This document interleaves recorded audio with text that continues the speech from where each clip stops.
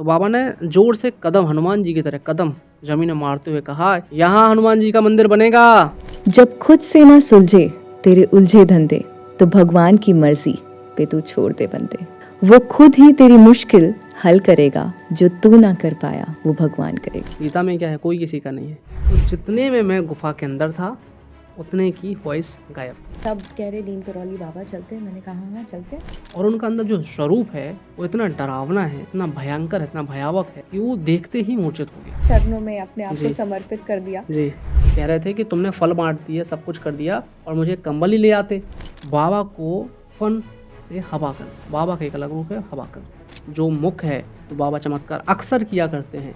बाबा एक जगह रह के कई जगह दर्शन दिया करते हैं। आप बिलीव नहीं करोगे, 15वां दिन जब उनको यादाश्त वापस आ गई, मतलब नहीं आता है, ये हमारे व्यूअर्स भी बताएंगे कि हाँ। ब्रेन हैमरेज जब होता है हाँ। और एक एज का डिफरेंस होता है, 75 साल हाँ। आईसाइट जा चुका है, तो उसको रिकवर करने में हाँ। एटलीस्ट 6 मंथ्स लगते हैं। हाँ, इसलिए जुड़ना है कि हमें बाबा से जुड़ना है। बाबा से जुड़ने के लिए कोई तीसरा कारण नहीं होना चाहिए। मैं चाहती हूँ कि आप इतने दुख दो कि हर बार मैं आपको याद करूँ, आपसे जुड़ी रहूं। और जब बाबा कुछ नहीं हुआ तो बाबा के चरणों में नतमस्तक हो गया, गिर गया। बाबा की अजीबन उसने सेवा करी। बाबा ने एक नया नाम दिया, रामदास। अब ये एक गोली कोई खा ले उस समय ड्रग्स की तो वो चकरा के गिर जाता था, इतनी ताकत थी। अब ये चकाचौंध की हो क्या नहीं रहे, घबरा के सब लोग जगह चिल्ला के बोला, अरे अरे कोई एम्बुलेंस बुलाओ, कोई हॉस्पिटल को कॉल करो, कोई डॉक्टर को कॉल करो, अब ये बाबा मर जाएगा, बाबा मर जाएगा। बाबा बैठे हैं आराम से। नमस्ते, मैं हूँ स्वाति चंद्रा और आज मैं इस वक्त बैठी हूँ धरोवर टॉक्स भक्ति में पंकज जी के साथ। और आज हम बहुत सारी बातें करने वाले हैं नीम करौली बाबा हनुमान जी के बारे में। तो आइए शुरुआत करते हैं इस पॉडकास्ट की और बात करते हैं। और हम जानते हैं बहुत सारी कहानियाँ नीम करौली बाबा जी और हनुमान जी के बारे में। तो हेलो, नमस्ते पंकज जी, कैसे हैं आप? नमस्ते स्वाति, कैसे हैं आप? मैं बहुत मेरे ऊपर तो हनुमान जी की और बाबा नीम करौली की कृपा है, तो मस्ती रहना है और क्या। ऑब्वियसली उनकी कृपा है तो फिर मुझे लगता है कि किसी चीज़ का टेंशन लेने की ज़रूरत नहीं होती नहीं, है लाइफ बिल्कुल में। नहीं। और जब भी टेंशन आता भी है तो आप जब हमारे ऑफिस आई तो मैंने आपको एक चीज़ दिखाई, एक फ़ोटो दिखाई बाबा की। उसमें क्या लिखा था कि तू चिंता मत कर, मैं सब संभाल लूँगा। सब संभाल तो उसको देखता हूँ तो एनर्जी अपने आप ही आ जाती है, मोटिवेशन मिल जाता एकदम है। एकदम। तो शुरू करते हैं। जी, बिल्कुल। और सबसे पहले मैं बात करना चाहूँगी, कहते हैं पंकज जी कि आप नहीं चुनते हो कभी भी भगवान को, वो बिल्कुल। आपको चुनते हैं। हम्म, तो ये जो कनेक्शन बिल्डअप हुआ आपका हम्म, हनुमान जी से, हम्म, नीम करौली बाबा जी से, वो कैसे हुआ? देखिए ये बड़ी गहरी कहानी है इसके पीछे। मैं बाबा नीम करौली जी को पहले नहीं जानता था। तो मैं जब अपने इनिशियल स्टेज में था, मैं स्ट्रगल कर रहा था और मुझे बिज़नेस करना था और मैं बहुत स्ट्रगल कर रहा था, लेकिन मुझे कुछ बनना था तो ये दिमाग में था। तो मैं बहुत सारे लोगों से मिल रहा था, मीटिंग्स कर रहा था, इन्वेस्टर्स से मीटिंग कर रहा था, ये सब चल रहा था। एक बार मैं एक आईटी कंपनी लखनऊ में मैं गया और वहाँ मैंने देखा कि उनका बहुत बड़ा ऑफिस है और वो सक्सेस के एक मुकाम पे हैं, लेकिन उन्हीं के ऑफिस में, और जब मैं एंटर करता हूँ तो उनके ऑफिस में बाबा नीम करौली जी की सुंदर सी कंबल वाली फ़ोटो लगी हुई है। अच्छा, जब आप बाबा की फ़ोटो देखोगे तो आपको लगेगा कि कोई बूढ़ा सा आदमी है, भगवान या बाबा टाइप नहीं लगते। तो मेरा नज़र गया होगा कोई पूर्वज वगैरह कुछ। फिर इसके बाद मैं उनके दफ्तर में गया, उनके पर्सनल केबिन में गया, तो वहाँ भी मैंने बाबा जी की फ़ोटो देखी। अब एक क्यूरियोसिटी होती है कि हर जगह ये बाबा की फ़ोटो क्यों लगा के रखी है। जैसे अभी आप हमारे ऑफिस में आए तो हर जगह बाबा की फ़ोटो आपको मिलेंगी। तो मैंने उनसे पूछा कि बाबा की फ़ोटो क्यों है, तो बोले ये कौन है। जस्ट मैंने पूछा कि ये कौन है, आप माला भी उनको डाले हैं, मंदिर में रखे हुए हैं। तो बोले नीम करौली बाबा हैं ये, ठीक है। कैंची धाम का उन्होंने जिक्र किया, नीम करौली बाबा हैं, हनुमान जी का अवतार उनको कहते हैं। इतना उन्होंने कहा और मैं उसको छोड़ दिया, निकल आया। बट चूँकि मैं स्ट्रगल कर रहा था और उन्होंने जब बताया तो ऑफिस के निकलने के बाद मैंने सर्च किया है गूगल पे, कौन है नीम करौली बाबा। मेरे अंदर एक थी, स्टार्टिंग से एक जिज्ञासा हुआ करती थी कि मुझे सीखना है। हमेशा मैं सीखने पे विश्वास करता था। कोई भी चीज़ें अगर हो रही हैं तो मैं उनको जानने की कोशिश कर रहा था। तो मैंने सर्च किया, देखा तो मार्क ज़करबर्ग का जिक्र आया, स्टीव जॉब्स का जिक्र आया और एक जूलिया रॉबर्ट हैं उनका जिक्र आया, चौधरी चरण सिंह जी प्रधानमंत्री बने उनका जिक्र आया, कि उसमें आया कि इन्हीं वजह से, इनकी कृपा से, या ये लोग भी बाबा के बहुत बड़े भक्त हैं। तो इसके बाद निकल गए, घर पहुँचे। अच्छा, मैं जहाँ रहता था, जो मेरा, क्योंकि मैं एक छोटे से गांव से हूँ, तो मेरे गांव के जस्ट बाजू में ही मेरे, कैसे गांव में नहीं, मैं कहीं घर के बाजू में एक पहाड़ी है, ठीक है, और वहाँ हनुमान जी का मंदिर है, ओके। ठीक है। तो मेरा यह था कि नित्य दिन मुझे स्नान करना है और डेली रूटीन में सुबह सबसे पहले हनुमान जी के दर्शन करना है, क्योंकि अब घर के बाजू में ही है, तो आप अच्छा होगा कि आप हनुमान जी के मंदिर जाके दर्शन कर लें, और प्रतिदिन कर पा रहे हैं तो और ही अच्छा है। तो मैं वहाँ पे दर्शन करके आता था। अच्छा, स्ट्रगल भी कर रहा था कई सारे लोगों की, क्योंकि एक और चीज़ है जो मैं बता ही चुका हूँ, तो क्या उसमें शर्माना, मेरे ऊपर कर्ज बहुत था उस समय, ओके। बिजनेस कर रहा था, नुकसान बहुत हो गया था। एक दिन बहुत हताश हो गया लाइफ से कि बाबा यार, मतलब बाबा तो नहीं थे, तो हनुमान जी से कहता था, भैया बोलता था उनको, मैं बड़ा भाई बोलता था कि भैया अब तो कोई रास्ता दिख नहीं रहा, क्या करूँ, मर जाऊँ क्या, मतलब कोई रास्ते दिख नहीं रहे हैं, कोई राह नहीं, कोई सहारा नहीं। लोग जिनसे भी मदद मांगते हैं तो वो सिर्फ बात करते हैं कि आपको ज्ञान देते हैं कि तुम ये कर लो, वो कर लो, ज्ञान देने की बात करते हैं, मदद कोई नहीं कर रहा। और हमें उस समय चाहिए थे पैसे, क्योंकि उसी से कर्जा चुकना है, उसी से व्यापार आगे बढ़ना है। बहुत हताश हुआ मैं, क्योंकि इतना तो था कि गाड़ी वाड़ी थी, 4 व्हीलर वगैरह था, तो मैं उठा, छोटी सी मेरे पास एक सेडान गाड़ी थी, और मैं निकल गया गाड़ी से ऑफिस के लिए। अब चूँकि अचानक से अब मेरे, उसके बाद जो मैंने पहली बार बाबा को सर्च किया, नीम कौरी बाबा, उसके बाद कभी सर्च नहीं किया था। बट मैं रास्ते में जा रहा हूँ गाड़ी में, मैंने कहा कुछ शायद भजन कीर्तन लगा लूँ, कुछ तो लगा लूँ। तो मैंने जैसे ही यूट्यूब खोला, बाबा की तस्वीर और बाबा की स्टोरी मिल गई। तो अब चूँकि दिखी, तो मैंने कहा उसी पे क्लिक कर दिया, चलो चलते चलते इन्हीं को सुन लेते हैं। अच्छा, उनको सुना मैंने, पहली कहानी सुनी। अच्छा, रास्ता थोड़ा लंबा था, कहानी सुनता गया और मैं रोता गया। ड्राइवर नहीं था, कोई नहीं था, तो भगवान से कनेक्शन बनाने में और आसानी हुई, क्योंकि होता तो आपको इमोशन छुपाने हैं, चीज़ें बतानी है। तो अब रास्ते में मैं गाड़ी चला रहा हूँ और रो रहा हूँ। अब मुझे नहीं पता कि बाबा मेरे साथ बैठे हैं, बगल में बैठे हैं, क्या है। और मैं जैसे ही ऑफिस पहुँचा, मैंने अपने बंदे को बोला, मेरा जो वर्कर है ऑफिस में, कि जाओ कुछ पेपर लेके आओ। केबिन में अकेला पेपर लिए और लिख रहा हूँ। क्या लिख रहा हूँ नहीं पता, दिल की सारी परेशानियाँ, दिल की सारी वेदनाएं, तकलीफ़ें, दुख, दर्द सब राइट कर रहा हूँ। कम से कम 3-4 पन्ने का मैंने एक लेटर राइट किया, उसको बढ़िया से लिफाफे में रखा। अब ये चल रहा है, मुझे अचानक से ही ख्याल आ रहे हैं कि तुम्हें क्या करना चाहिए। अच्छा, जब मैं चिट्ठी भेजा उनको और मेरे काम बन गए, तो मुझे उसके बाद एक और चीज़ पता चली कि उनको चिट्ठी वाले बाबा भी कहते हैं, और उससे पहले मुझे नहीं पता था जब मैं चिट्ठी भेज रहा था।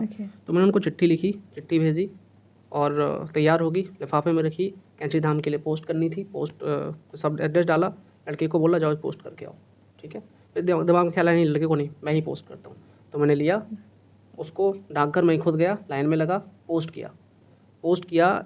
उसमें मैंने लिखा था कि बाबा बहुत मुसीबत में हैं, अगर आप नहीं सुनोगे तो मेरा कोई नहीं है और मैं सुसाइड कर लूँगा। फिर क्या हुआ कि 1 हफ्ता भी नहीं हुआ होगा, या 7-8 दिन हुए, अचानक से मूड बना, कैंची धाम चल रहा है।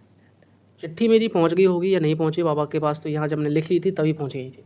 चिट्ठी तो मैंने जब लिखी तभी पहुंच गई थी, ये समझ लीजिए। जब मैं कैंची धाम के लिए निकला, तो मैंने ट्रेन पकड़ी, कैसे जाना था मुझे नहीं पता था, कहाँ कैंची धाम है, नैनीताल में है, कहाँ है, काठ गोदाम से जाना था, क्या है, कुछ नहीं पता था। तो उसके बाद हम हमारे जो कि टिकट बनाते हैं उनके पास गए, उनसे कहा भैया मुझे कैंची धाम जाना है। तो उन्होंने सर्च किया, वो भी कभी नहीं गए हुए थे, कैंची धाम कहाँ है। तो मैंने कैसे जाएंगे, उन्होंने कहा पहले आपको दिल्ली जाना है, दिल्ली से आपको वहाँ शताब्दी लेनी है, काठ गोदाम जाना है, काठ गोदाम से फिर आपको कैंची धाम के लिए टैक्सी मिलेगी, टैक्सी करनी है, रुकेंगे कहाँ, आप नैनीताल रुक जाइए, नैनीताल नहीं तो कैंची धाम के सामने कुछ काफ़ी सारे होम स्टे हैं, वहाँ पे संपर्क करिए। तो मैंने भैया आप एक काम करिए, होम स्टे छोड़िए, मिले ना मिले मैं बाबा के दरबार में पड़ा रहूँगा, बट मुझे आप वहाँ तक जाने का रास्ता। टिकट मिल गई, रिजर्वेशन कराया, दरबार में पहुँचते हैं। अच्छा, दरबार में पहुँचते हैं और बाबा की जो प्रतिमा है कैंची धाम में, उस प्रतिमा को देख के ऐसा लगा कि बाबा साक्षात यहाँ बैठे हुए हैं। बाबा के सामने गया, हनुमान जी के दर्शन किया, क्योंकि लाइन लगती है, धीरे धीरे आप जाते हो। तो जब 19 की बात है, जब मैंने बाबा के सामने जब मैं गया, तो मुझे नहीं पता कि मेरे आसपास कितने लोग हैं, आगे कितने हैं, पीछे कितने हैं। मुझे नहीं पता कि मैं कितना रोया, कितने आंसू गिर रहे हैं। मतलब ऐसे लग रहा था कि ये आंसू नहीं गिर रहे हैं, मेरे जीवन के सारे दुख, दरिद्र, बाधाएं गिर रही हैं, तकलीफ़ें झड़ रही हैं, और मैं हल्का हो रहा हूँ। मेरा जितना भी डिप्रेशन था, जितनी भी मेरे जीवन में नकारात्मकता थी, वो वहाँ ख़त्म हो रही आंसुओं के। और मैं रुका नहीं। मुझे नहीं पता मैं कितने घंटे तक बैठा रहा। उस समय तो मुझे ये भी नहीं पता था कि बाबा को कंबल चढ़ता है। तो बाबा का परिक्रमा किया, काफ़ी समय तक बैठा रहा। दोपहर हो गई, पहले ही पूजा में पहुंचा था, दोपहर हो गई। दोपहर होने के बाद वापस आया बाहर, मंदिर के बाहर।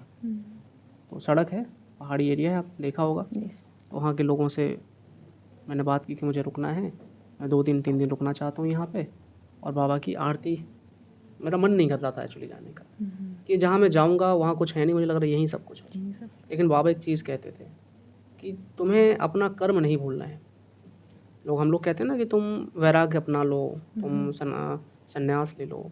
तो मुझे लग रहा है जो कर्म जिनके जीवन में है, जिनका जो कर्म है, उन्हें वो कर्म करना चाहिए। ये बाबा का था। तो बाबा ने, मैं तो सोच रहा था तुम्हारे चरण में है, अब तुम ही देखो, मुझे नहीं जाना वापस, कुछ नहीं है वहाँ पे, सब यही दुख तकलीफ़ें हैं, फिर आऊँगा कभी आपके पास यही दुख तकलीफ लेके, रोना रो के। अच्छा है कि सब खत्म हो गया, आपके चरणों में सब ठीक हो जाए। उसके बाद मैं 2 दिन वहाँ रुका, तो मुझे सामने एक क्या नाम, उनका नाम मुझे नहीं आ रहा, एक संपूर्णानंद होम स्टे है, वहाँ मैं रुका। तो वहाँ मेरी कुछ मुलाकात हुई। एक कोई अमेरिका से आए हुए थे, वो कंपनी में काम करते थे, उस समय वो वर्क फ्रॉम होम करते थे। तो स्टे में वो 1 महीने से रुके हुए थे, 1 महीने से। ओके। और भी 1-2 परिवार वहाँ रुके हुए थे। तो रात्रि थी, सर्दी तो वहाँ पे वैसे होती है। तो रात्रि में हम लोग एक जगह बॉन फायर चल रहा था, तो वहाँ बैठे। वहाँ बाबा की कहानियाँ चल रही हैं। तो कुछ अलग अलग लोग अलग अलग घटनाओं के बारे में बता रहे हैं, अलग अलग चीज़ें बता रहे हैं। हम शांति से सुन रहे हैं, हम कुछ नहीं बोल रहे हैं, क्योंकि पहली बार के बाद सुन रहे हैं। कहानी में अगर हम बात करें, अगर एक एक चीज़ लें तो बहुत लंबी कथाएं हैं। उसके बाद जब वहाँ लोगों से संपर्क हुआ, उन्होंने बताया कि कंबल चढ़ता है और बहुत सारी कथाएं बताई। 2 दिन मैं वहाँ पे रुका।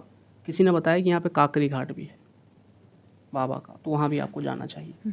काकरी घाट वो जगह है जहाँ बाबा ने एक सोमवारी बाबा हुआ करते थे, तो वहाँ उनकी तपोस्थली है। स्वामी विवेकानंद जी वहाँ पे जाकर तपस्या की, तो वहाँ पे भी जाइए। वहाँ भी बाबा, आज भी ऐसा लोगों का कहना है कि बाबा का राम राम करने का आता है नाम, वहाँ से आवाज़ें आती हैं कभी कभी।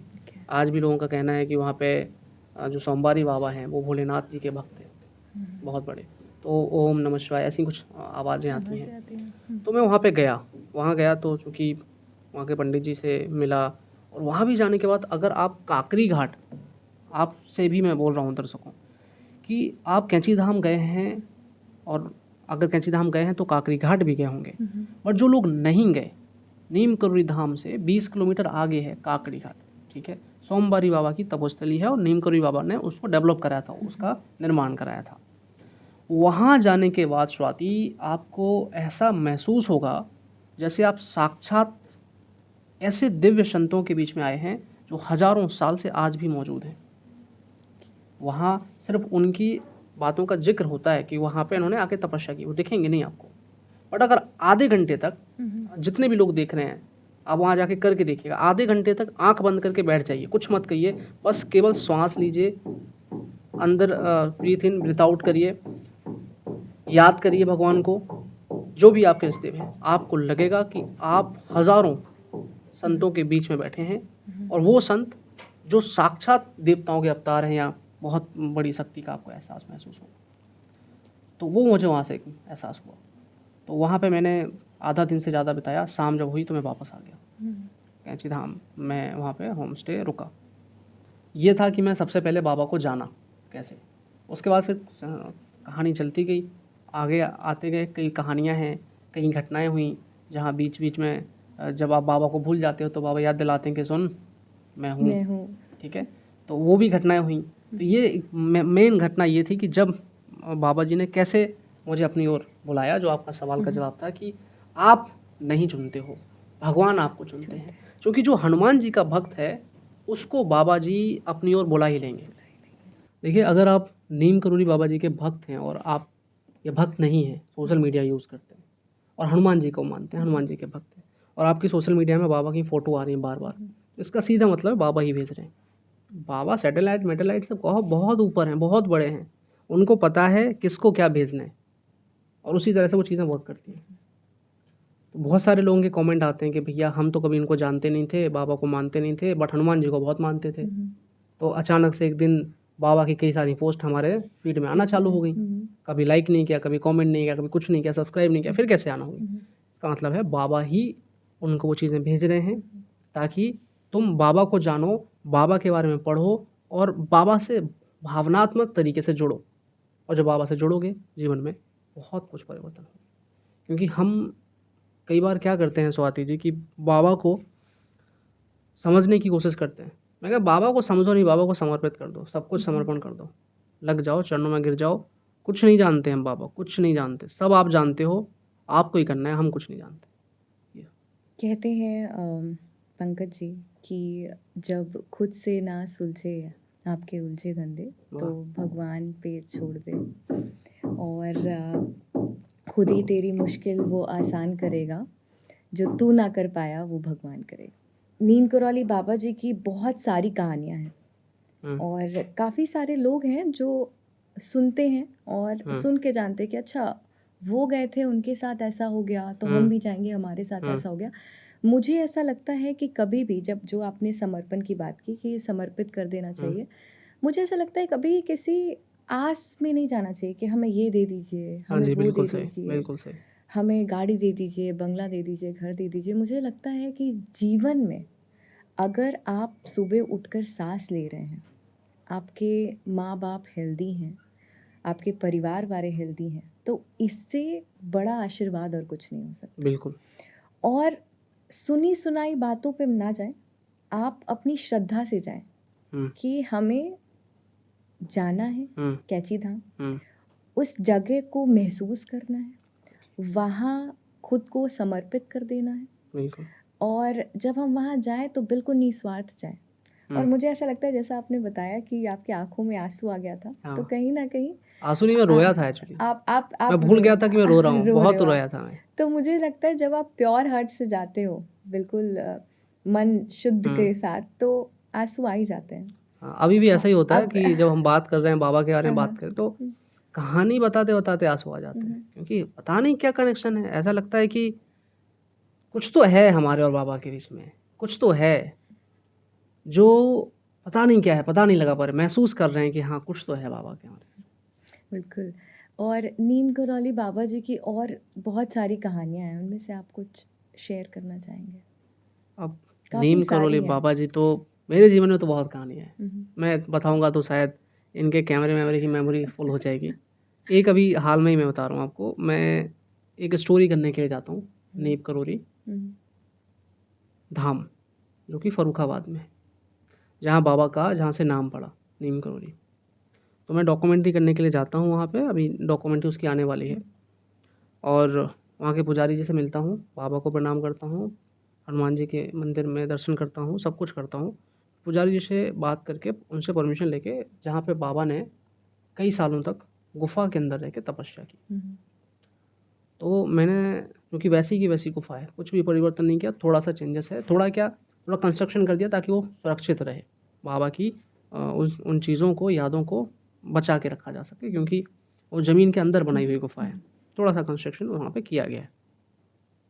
अंदर जब मैं जाता हूँ तो पूरे प्रांगण का मैं बाइट ले रहा हूँ, बात कर रहा हूँ, माइक मेरे हाथ में होता है, कैमरा मेरे साथी के हाथ में होता है। उसके बाद जब मैं गुफा में जाता हूँ और गुफा में सारी चीज़ें दिखा के आता हूँ।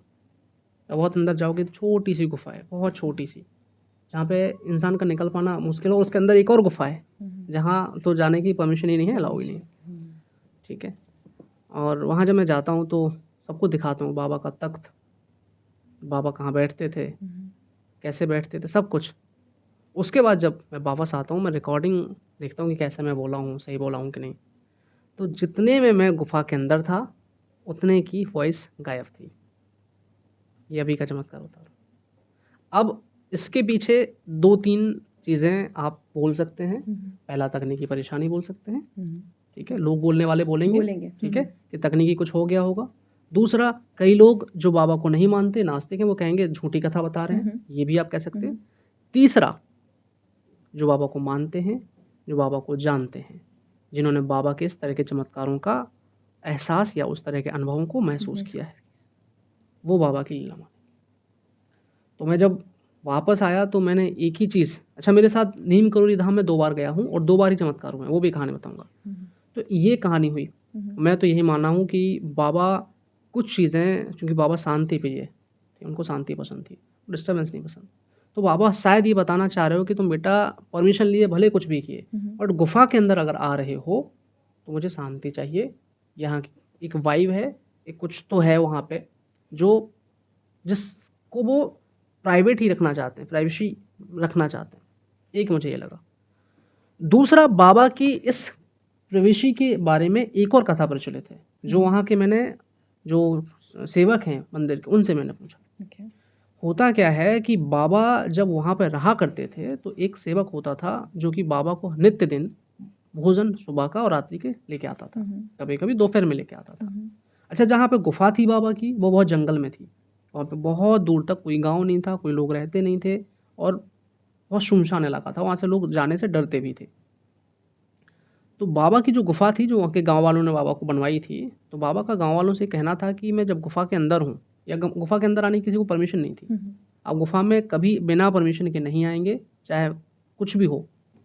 एक बार जो वहाँ का गोपाल बलरिया नाम का व्यक्ति था, तो वो बाबा को भोजन लेके जाता है सुबह का, क्योंकि परमिशन अंदर थी नहीं तो अंदर रखता नहीं, थाली जो है बाबा की गुफा के बाहर रख देता था। होता यह था कि बाबा भोजन कर लेते, थाली खाली करके बाहर रख देते थे, यही होता था।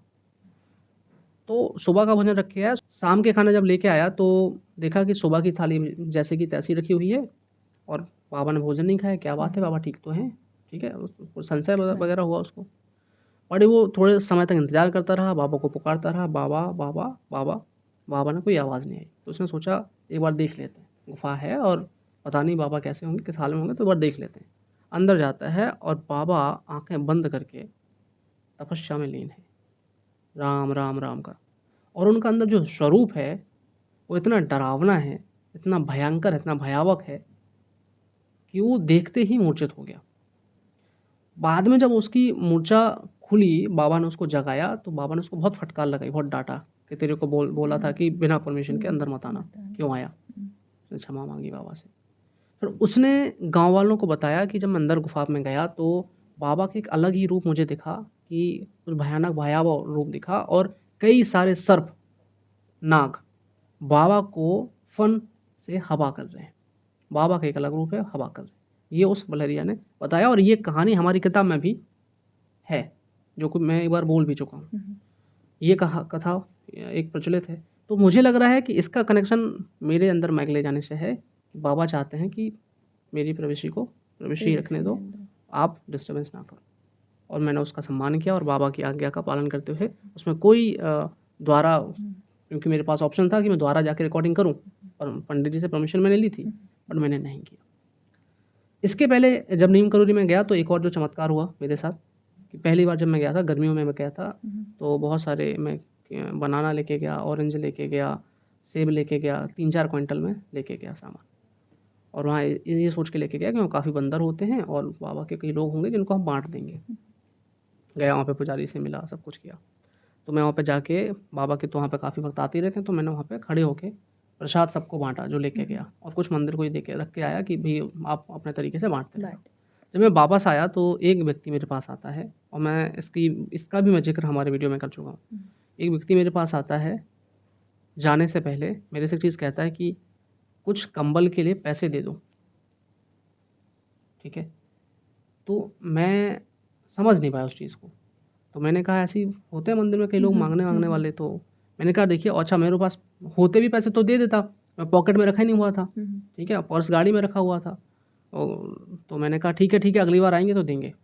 बोले एक कंबल तो दे दो, कंबल दे दो या कंबल के पैसे दे दो, या देखो वो गमछा, उसको कुछ बोल रहा था कि एक गमछे के लिए दे दो, आपने इतना अच्छा कार्यक्रम किया। उन्होंने ऐसे बोला कि आपने इतना अच्छा कार्यक्रम किया, भक्ति आपकी दिखी यहाँ पे, और आपने इतने लोगों को फल बांटे, इतने लोगों को सब कुछ बांटा, मुझे एक कंबल दिला दो, मैं इसी से खुश हो जाऊँगा। यही उनके वर्ड्स थे। बूढ़ा आदमी था और ऐसे लग रहा था भिखारी टाइप, ठीक है, बूढ़ा क्या 40-45 साल की एज होगी, बट भिखारी टाइप लग रहा था। तो मैं उनको नज़रअंदाज करके गाड़ी में बैठा निकल आया। मैं 100-200-300 मीटर आगे गया और मेरा दिमाग का एक चीज़ जागा कि यार कंबल मांग रहा था, कंबल, गमछा यानी कंबल मांग रहा था, देना चाहिए था। मैं गाड़ी रुकवाई और मैं वापस आया, मुझे व्यक्ति नहीं दिखा। मैं पूछा, कौन माँग रहा है? कोई भी बनावटी कहानी नहीं है, कोई भी ऐसा नहीं। मैंने कहा नहीं दिखा।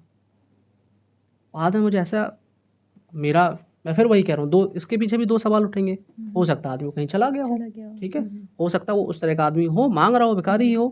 लेकिन दूसरा जो मुख्य है, जो बाबा चमत्कार अक्सर किया करते हैं, बाबा एक जगह रह के कई जगह दर्शन दिया करते हैं, वो मेरे क्योंकि मैं बाबा का भक्त हूँ, तो मैंने उसी चीज़ को उठाया, वही लिया। ये हो ना हो, बाबा ही थे जो मुझसे कह रहे थे कि तुमने फल बाँट दिए, सब कुछ कर दिया और मुझे कंबल ही ले आते। फिर दूसरी बार मैं जब गया, जो मैं स्टोरी रिकॉर्ड करने के लिए गया, 50 कंबल लेके गया। मैंने वहाँ पे कंबल बाँटे लोगों को, ठीक है? जो जितने लोग माँग रहे थे कंबल बाँटे। मैं 20 से ज़्यादा बच्चों के लिए किताबें बाँटी। किट है हमारे एक एनजीओ जागा सोशल वेलफेयर। मैं किताबें, पुस्तकें लेके गया, उसमें 2-3 प्रकार की किताबें, पेन, पेंसिल सब कुछ था, वो बाँटी। दूसरी बार मैं जब गया, आप सही कह रही हैं कि आप बाबा को नहीं चुनते, बाबा आपको चुनते हैं और वो करवाते हैं। तो ये 2-3 कहानियाँ बहुत ज़्यादा इंटरेस्टिंग हुई हमारे साथ। फिर तो अगर आप बात करेंगे तो मैं बहुत सुना दूँगा आपको, क्योंकि मेरे साथ लिटरली सच बता रहा हूँ मैं, बहुत चमत्कार हुए हैं, बहुत चमत्कार। मैं आज यहाँ बैठा हूँ, सक्सेसफुल एक बिज़नेसमैन हूँ, एक कामयाब अभी एक न्यूज़ चैनल चला रहा हूँ और रियल एस्टेट कंपनी का हमारा बिज़नेस है और कई सारे बिज़नेस हैं। बट अगर यहाँ बैठा हूँ तो सिर्फ़ एक ही शक्ति है उसके पीछे, वो है हमारे बाबा। अगर मैं यहाँ से फ़ेल होता हूँ, बर्बाद होता हूँ, तो एक ही चीज़ है, वो मैं खुद। और अगर मैं यहाँ से 7वें आसमान में भी पहुँच जाऊँ, तो एक ही शक्ति है, उसकी वजह, उसका कारण मेरे बाबा। अब बहुत मैं आपसे पूछूँगा कुछ सवाल। आप भी हनुमान जी को बहुत मानती हैं, हनुमान जी में बहुत आस्था है। लास्ट टाइम हम लोग बैठे थे, अब हनुमान जी के बारे में काफ़ी इंटरेस्टिंग, हम रोचक। केबिन में बैठे थे आपके हाँ, ऑफिस में और अचानक से मैं जब आपके ऑफिस में एंटर हाँ, की हाँ, तो मैंने आपको बोला कि इस रूम में एक अलग सी मुझे एनर्जी जी, फील हो रही है जी, और बिल्कुल है। हुँ, जितने भी व्यूअर्स देख रहे हैं, हुँ। अगर आप कभी भी न्यूज़ स्टार के ऑफिस आए तो पंकज जी के ऑफिस में आप उस केबिन में जब आप जाएंगे तो एक अलग सी एनर्जी है, वो मैंने फील की और मुझे लगता है कि जो कहीं ना कहीं कनेक्शन रखते हैं बाबा जी से, हनुमान जी से, तो वो उस चीज़ को फील कर पाएंगे। दरअसल स्वाति, इससे पहले ना, आपसे पहले कई सारे ऐसे धार्मिक लोग आए और कई सारे बिजनेसमैन आए जो अध्यात्म से जुड़े हुए हैं, मानते हैं। तो जब भी वो मेरे केबिन में आए या हमारे ऑफिस आए, तो उन्होंने एक ही चीज़ कहा, यार वाह क्या एनर्जी है, वाह मतलब क्या है पंकज यार, मुझे तो पहली बार ऐसी ताकत, ऐसा कुछ पॉजिटिव पावर एहसास हुआ जो मैंने शायद कभी बहुत कम ऑफिसों में देखने होता है। तो ये तो है, मार्ग से मत भटकाइए मुझे। मुझे ये बताइए कि हम लोग जब बैठे हुए थे केबिन में, तो आपने हनुमान जी के बारे में कुछ तो कहा था और आप उसमें इमोशनल भी हो रही थी, और हम लोग केवल, हमारे पास भी समय नहीं था और आपके पास भी समय नहीं था, 10 मिनट के लिए ही हम लोग बैठे थे और वो 1 घंटे से ज़्यादा चर्चा की थी हमने। यस। उसी समय जब 1 घंटे ख़त्म हुआ तो फिर हम लोगों ने डिसाइड किया कि यार ये जो चर्चाएँ हैं, ये आप सब तक पहुँचनी चाहिए। ये चर्चाएँ, ये अनुभव आपको जानने चाहिए। तो फाइनली आज हम लोग उसी चीज़ के लिए, उसी टॉपिक के लिए बैठे हैं। तो आप हनुमान जी से कब जुड़ी? क्योंकि मैं जब भी आपसे बात करता हूँ, कभी कोई मैसेज डाला तो आप लिखते हैं हर हर महादेव। यस। तो आप हनुमान जी की भक्त हैं, आप लिखती हैं हर हर महादेव है, जबकि लिखना चाहिए जय श्री राम। हर हर महादेव हम भी लिखते हैं सब, क्योंकि भगवान सब एक ही है, स्वरूप उनका एक ही है। कैसे? तो आपने जैसे व्हाट्सएप की बात जी, की, मैं हर हर महादेव लिखती हूँ, तो महादेव के अंश कहे जाते हैं हाँ हनुमान जी, जी। हाँ जी। और जब आप मेरे व्हाट्सएप के नेम में देखोगे तो हुँ, वहाँ जय हनुमान जी लिखा है हाँ, पिछले कई मैंने सालों नोटिस से। किया, यस, तो जब भी कभी कोई कॉर्पोरेट मीटिंग होती है, कोई हुँ, ग्रुप डिस्कशन होता है, तो लोग जिनके नंबर मोबाइल में सेव नहीं सेव नहीं होता है है। वो लिखते हैं जय Hanuman ji please do this. हाँ, और मुझे काफ़ी सारे लोगों ने बोला कि नाम चेंज कर लीजिए। मैंने कहा कि मेरा जीवन, हाँ, जो मैं आज सांस ले रही हूँ, वो हाँ, हनुमान जी हाँ, ने दिया है।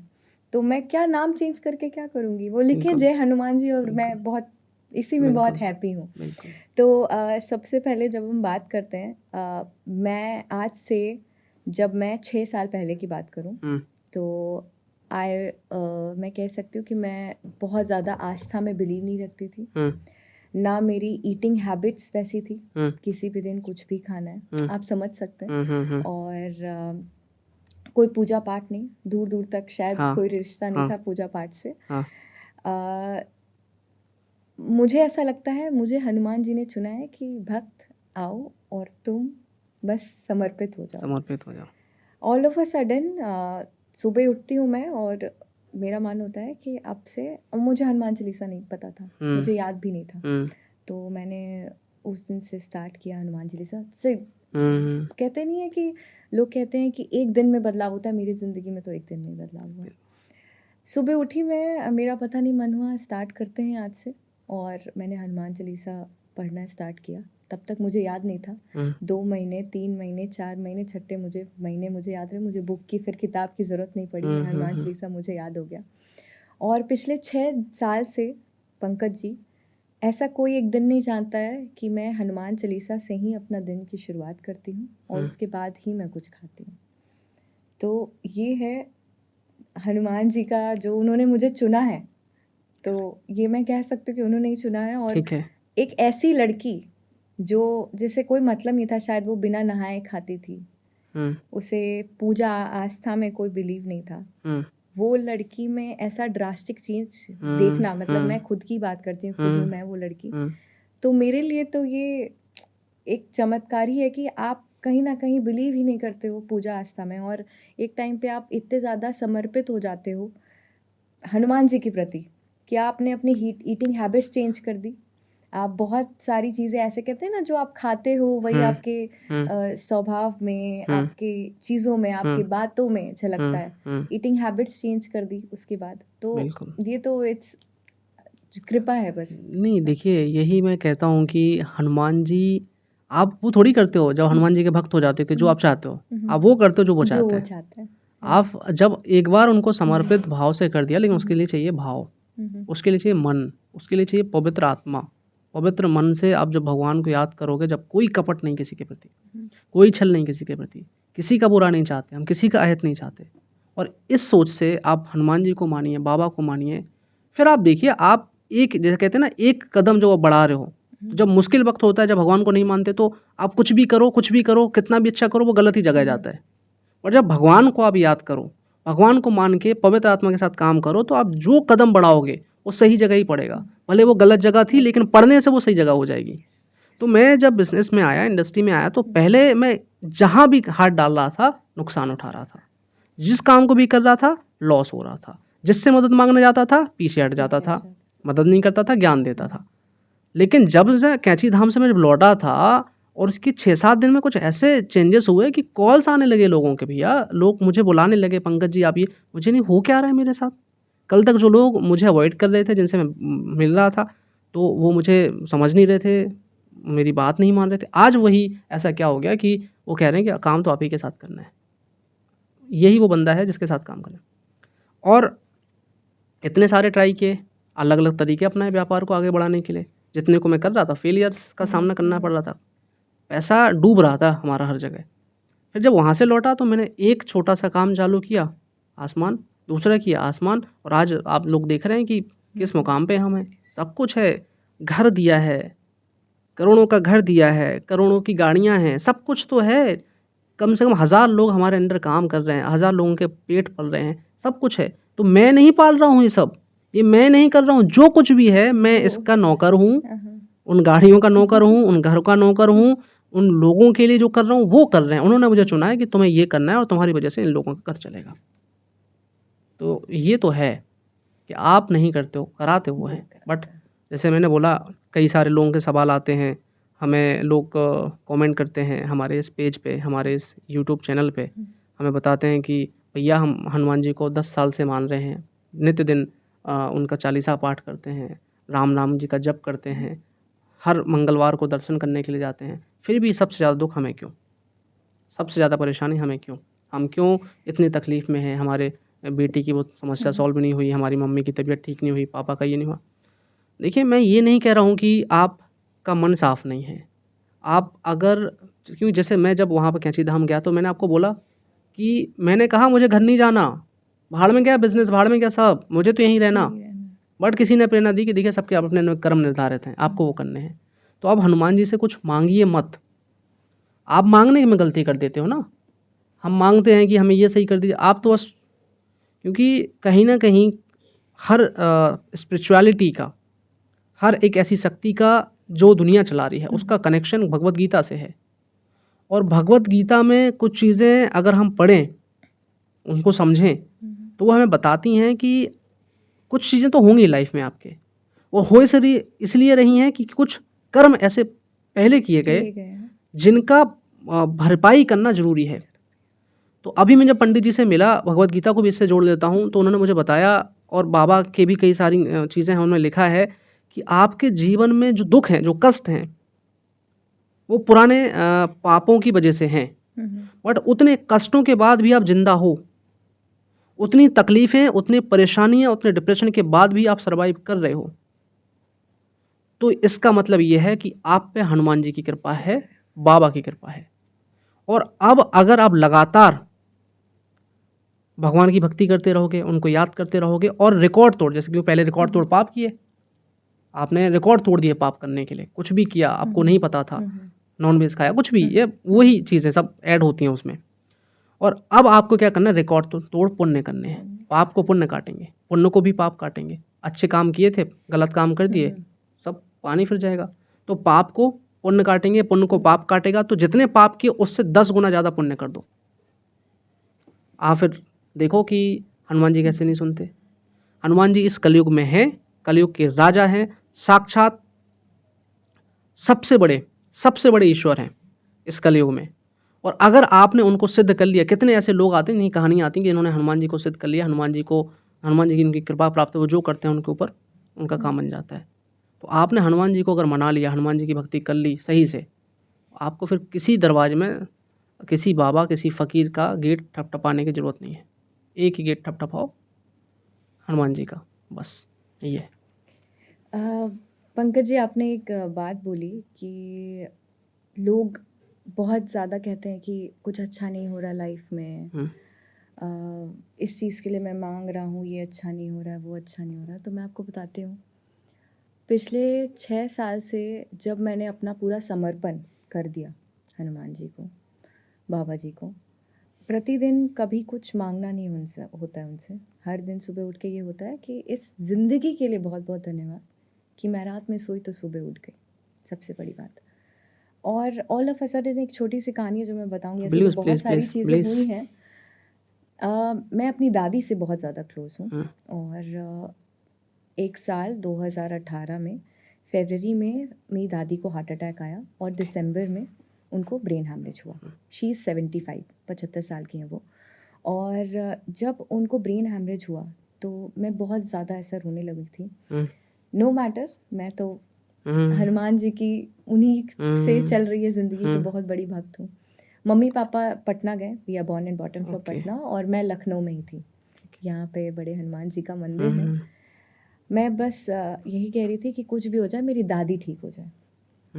15 दिन वो आईसीयू में थी। डॉक्टर्स ने बोला, उनको दिख नहीं रहा था कुछ भी।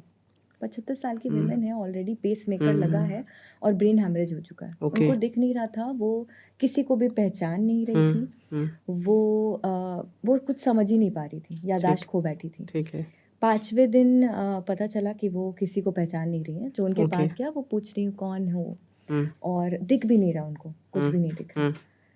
उस 15 दिन पंकज जी, प्रतिदिन मैं हनुमान जी के मंदिर गई, सुबह उठती थी, हनुमान जी के दर्शन, मतलब मुझे बोलते हुए भी बहुत इमोशनल हो रही हूँ मैं। गई, प्रतिदिन गई, और मैं कुछ ना बांटती थी। मेरे मन में आता था कि आज ये बांट दें बाहर लोगों को, आज वो बांट दें।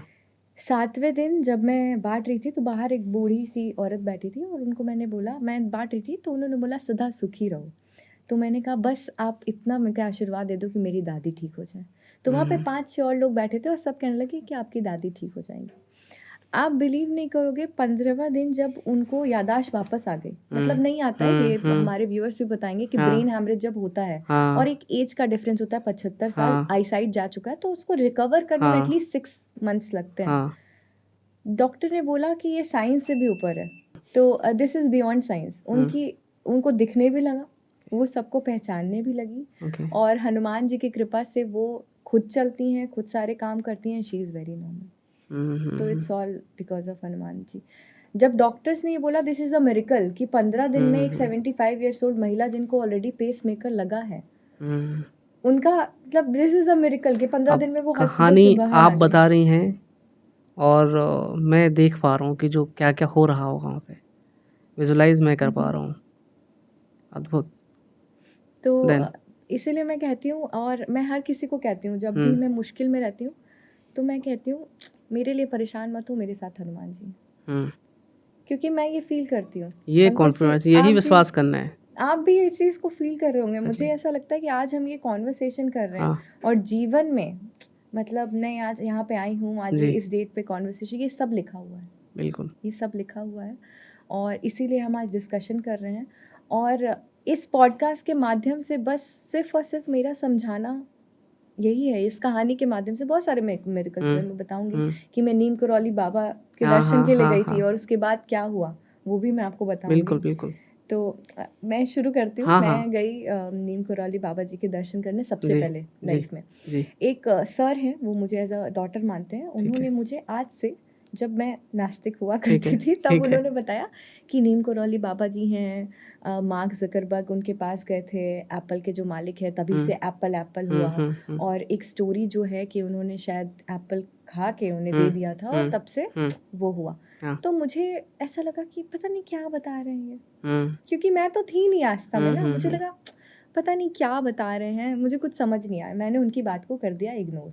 हम्म फिर जब हनुमान जी के मैं चरणों में अपने आप को जी समर्पित कर दिया, जी, तो सब कह रहे नीम करौली बाबा चलते हैं। मैंने कहा हाँ चलते हैं, लेट्स गो। गई मैं वहाँ पे, मैंने वहाँ पे दर्शन किए, दर्शन करके वापस लौटी, दर्शन किए, वहाँ पे गई। तो मैं कभी भी, जब मुझे लगता है कि मैं मंदिर में जाती हूँ, और खास करके जब एक फेस ऑफ होता है, कहते हैं जब आप सामने होते हो तो आप बहुत इमोशनल हो जाते हो, उस चीज़ को बयान नहीं कर पाओगे आप। मैं तो अभी भी खैर वो उस चीज़ को बताते हुए बहुत इमोशनल हो रही हूँ। तो वापस आई, वहाँ पे जो फ़ील हुआ आपने बताया है कि क्या फ़ील होता है, बहुत ही अद्भुत होता है वो एक्सपीरियंस। वहाँ से वापस आई, एक दिन के बाद मेरी मदर गिर गई, ओ और जब मेरी मदर गिरी तो उनके लोअर बैक में, शी इज़ 56, और उनके लोअर बैक में चोट लगी, जो सीढ़ी का कॉर्नर होता है उससे। ओके, उनको इतना पेन हुआ कि दिस वाज जस्टिफाइड कि उनका लोअर बैक टूट चुका है। हम उन्हें फटाफट हॉस्पिटल लेके गए, एक्सपीरियंस डॉक्टर थे, उन्होंने टच किया, उन्होंने बोला फ्रैक्चर है। तो पंकज जी, आप इस चीज़ को समझ सकते हो कि किसी के लोअर बैक का डैमेज हो जाना, वो फिर ठीक होने वाली चीज़ नहीं होती है, वो बहुत मुश्किल होता है उससे कवर अप करना। तो मैंने बोला कि कुछ मुझसे गलती हो गई क्या, कि मैं दर्शन करके आई हूँ, अगले एक दिन में मम्मी का फ्रैक्चर हो गया। मैं हॉस्पिटल से निकली, हॉस्पिटल के बाहर हनुमान जी का मंदिर था, और मम्मी के सारे टेस्ट होने गए थे, एक्सरे होने गए थे, और जिस हिसाब का पेन था, जब डॉक्टर ने बोल दिया तो वी वर लाइक ठीक है। पहला टेस्ट जब रिपोर्ट आया तो उसमें कुछ समझ नहीं आया, डॉक्टर ने बोला दोबारा होगा। मैं मंदिर में बैठी थी और मैं हनुमान जी से बस इतना ही बोल रही थी कि कुछ गलती हुई हो तो माफ़ कर दीजिएगा, मम्मी का फ्रैक्चर नहीं होना चाहिए लोअर बैक में, ये बहुत डिफ़िकल्ट है इस चीज़ को झेलना। बहुत मैं 1 घंटे बैठी होंगी पंकज जी, मैं एकदम दिल से बता रही हूँ कि मैं मम्मी हॉस्पिटल में, हॉस्पिटल के जर बाहर मैं 1 घंटे बैठी हूँ। मैंने कुछ चीज़ें खरीदी है, जूस खरीदा, ये खरीदा, वहाँ पे जितने लोग बैठे थे, पता नहीं मेरे मन में ऐसा आते रहता है, वो करवाते हैं सब, वो करवाते हैं। तो मैंने सबको बाँटा जूस वूस, जितने लोग थे हॉस्पिटल के बाहर, मैं ऊपर गई। जब रिपोर्ट्स आए, आप बिलीव नहीं करोगे कि रात भर मेरी माँ को मैंने देखा था रोते हुए, जिस हिसाब के पेन में थी वो, उनको इंजेक्शंस दिया जा रहा था। डॉक्टर ने आया, डॉक्टर ने बोला कि लोअर बैक जा चुका है, और आप बिलीव नहीं करोगे जब रिपोर्ट्स आए तो रिपोर्ट्स में कुछ भी नहीं निकला। वाह वाह, और ये चीज़ बताते हुए भी मेरी आंखों में कहीं ना कहीं बहुत इमोशनल हो रही हूँ मैं, कि कुछ भी नहीं निकला। इसी को मिरेकल कहते हैं। तो मुझे लगा कि ये तो मिरेकल ही है। और जैसे ही रिपोर्ट्स आया उसके अगले दिन से my mother was also not, खैर वो रही बिकॉज उनका थोड़ा मस्कुलर डिसबैलेंस हो गया था, बट दिस वाज तय कि वो फ्रैक्चर ही था। और जब रिपोर्ट्स आए, डॉक्टर ने टच किया, फर्स्ट रिपोर्ट्स आए, फर्स्ट रिपोर्ट से ऐसा पता नेगेटिव चला। आया। जब दूसरा रिपोर्ट आया और वो जब नेगेटिव आया तो मुझे लगा कि नहीं, ये शायद मैं कहीं बोलती होंगी तो 99.9% बोलती होंगी कि हनुमान जी मेरे साथ है, 1% सामने वाले लोग बिलीव नहीं करते होंगे, या मेरे मन में मैंने कहा हनुमान जी तो दिन रात 24 घंटे मेरे साथ है, बिल्कुल, हर इसमें कोई दो राय समय नहीं। मेरे साथ है। क्योंकि देखिए, ईश्वर के साथ क्या होता है, हम एक चीज़ समझने में गलती कर देते हैं कि जब आप दुखी होते हो, परेशान होते हो, तो ईश्वर को याद करोगे, हनुमान जी के मंदिर जाओगे या जिस देवता को मानते हो, जिस भगवान को मानते हो, जिस ईश्वर को मानते हो, उनके मंदिर जाओगे। और जैसे ही आपकी ज़िंदगी में भगवान कहेंगे तथास्तु, सब मिल जाए तुमको सब मिल जाए, मिल गया। अब भगवान के मंदिर नहीं जाते, अब जाते हो विदेश, अब जाते हो पिकनिक मनाने, अब जाते हो, अगर आप युवा हो, शादी नहीं हुई तो गर्लफ्रेंड के साथ, आप अलग अलग जगह, या अपना बिजनेस कर रहे हो, बच्चों को टाइम दे रहे हो, लेकिन किसको टाइम नहीं दे रहे हो? ईश्वर को, जिसने आपको उस मुसीबत से निकाला। अब देखिए भगवान भी इमोशनल होते हैं, क्योंकि हम इमोशनल हैं और हम तो इस चीज़ को मानते हैं कि हमारे बाबा बड़े इमोशनल हैं, बड़े दयालु हैं, तो वो भी कहते हैं कि बेटा हमारा भी ख्याल रख लो। तो जब आप ये वहाँ नहीं जाते हो, अब इससे 2 चीज़ें आपके साथ बुरी हो रही हैं। सुख में आप भगवान को भूले तो आध्यात्म से आप दूर हो रहे हो। आध्यात्म से दूर होना मतलब सकारात्मकता से दूर होना, नेगेटिविटी की ओर जाना। पिछले आपके जीवन में जो दुख आए थे, वो आए थे कि आप नकारात्मक जीवन जी रहे थे, गलत जीवन जी रहे थे, इसलिए दुख आए थे। अब फिर आप सफल हो गए क्योंकि आप दुख में हनुमान जी को, भगवान को याद करते थे, तो आपके पुण्य इतने बढ़ गए कि भगवान ने अच्छा जीवन दे दिया, सब कुछ आपको दे दिया। अब जब सब कुछ दे दिया, फिर नेगेटिविटी की ओर जा रहे हो। अब जब नेगेटिविटी की ओर जाओगे तो इस बार दुख आएंगे तो आप मुश्किल से बाहर निकल पाओगे, क्योंकि आप इतने आदी हो चुके होगे उस चीज़ के कि आप निकल नहीं पाओगे। तो मेरा ये है कि दुख में आप भगवान को याद करो, लेकिन जब भगवान आपको सुख में डाल दें तो सबसे ज़्यादा तब याद करो, तब ज़्यादा याद करने की ज़रूरत है। दुख में तो आप देखिए कितने लोग नहीं करते याद। एक बहुत बड़ा वाक्य है कृष्ण लीला महाभारत से, कि कुंती जी कृष्णा जी से कहती हैं कि हे केशव, जब केशव कुंती जी से कहते हैं कि कुंती इतनी भक्ति की है तुमने, वो विष्णु जी की भक्ति करती थी, विष्णु जी मतलब कृष्णा जी, बहुत बड़ी भक्त थी उस समय, कुंती मैया, अर्जुन की माता, पांडवों की माता। तो उन्होंने, कृष्णा जी ने उनसे कहा कि कुंती तुम इतना हमारी भक्ति किए हो, मांग लो तुम्हें आज क्या चाहिए, तुम जो मांगोगी मैं वो दूंगा। तुम आज तुम्हारे सामने साक्षात त्रिलोकनाथ खड़े हैं और तुम्हें मांगना है तुम्हें जो चाहिए। तो कुंती रोती हुई बोली कि हे प्रभु, हे केशव, हे विष्णु जी, मुझे बस सारे जीवन दुख ही देना, सुख नहीं चाहिए। सुख आप दे दोगे तो मैं आपको भूल जाऊंगी, और मैं आपको भूलना नहीं चाहती। मैं चाहती हूँ कि आप इतने दुख दो कि हर बार मैं आपको याद करूँ, आपसे जुड़ी रहूँ। भगवान ने कहा कुछ और मांगो, सुख में भी तुम याद कर सकती हो। बोले भगवान, जितने लोगों ने आपकी तपस्या की है और जब भगवान ने उनको वरदान दिया है तो भगवान को भूल जाते हैं। जो कुंती मैया ने मांगा वो वरदान दिया। अब जब उनकी जितनी भी लाइफ है आंसू भरी रही है, कभी कौरव मरे तो भी उनको दुख हुआ, पांडव के कई बच्चे गए उनको भी तब भी दुख हुआ, कई महावीर योद्धा मारे गए तब भी उनको दुख हुआ, पांडव के बच्चों को मारा गया तब भी उनको दुख हुआ। तो इसीलिए क्योंकि वो चाहती हैं कि मुझे भगवान से जुड़ना है, ईश्वर से जुड़ना है। अच्छा, मैं गीता की इसमें बीच में बात कर रहा था, गीता में क्या है, कोई किसी का नहीं है, दैट इज़ ट्रू। एक ऐसा सच जिसे बहुत सारे लोग नहीं स्वीकारते हैं, उसकी बात नहीं मानेंगे, कि आप जिनको आज पापा के रूप में देख रहे हो, मम्मी के रूप में देख रहे हो, भाई के रूप में देख रहे हो, बहन के, बीबी के, बच्चे के, अगले जन्म में ये क्या थे आपको नहीं पता। हो सकता है आपके दुश्मन हो सकता है कुछ और हो। तो ये जो रिश्ते हैं वो इसी जन्म के हैं, और उससे जो रिश्ता है तो वो जन्म जन्मों तक का है। और हम क्या करते हैं कि इन रिश्तों के चक्कर में उस रिश्ते से रिश्ते तोड़ लेते हैं, क्योंकि हमारा अज्ञानता है, हम जानते नहीं कुछ। और इस रिश्ते से जोड़ने के लिए उस रिश्ते को तोड़ना, ये सबसे बड़ा दुर्भाग्य है, सबसे बड़ा उस इंसान की गलती है कि उससे मत तोड़ो, इनसे भले तोड़ लो। पंकज जी, मुझे लगता है प्रेमानंद महाराज जी जी, ने, जो तो लिविंग गॉड हाँ, में कहा जाता है, हाँ, प्रेमानंद महाराज जी ने एक वाक्य बोला कि आप 24 घंटे में से 24 मिनट भगवान को देंगे तो भगवान आपको वो सब देंगे जो आपको चाहिए। बिल्कुल सही बात है।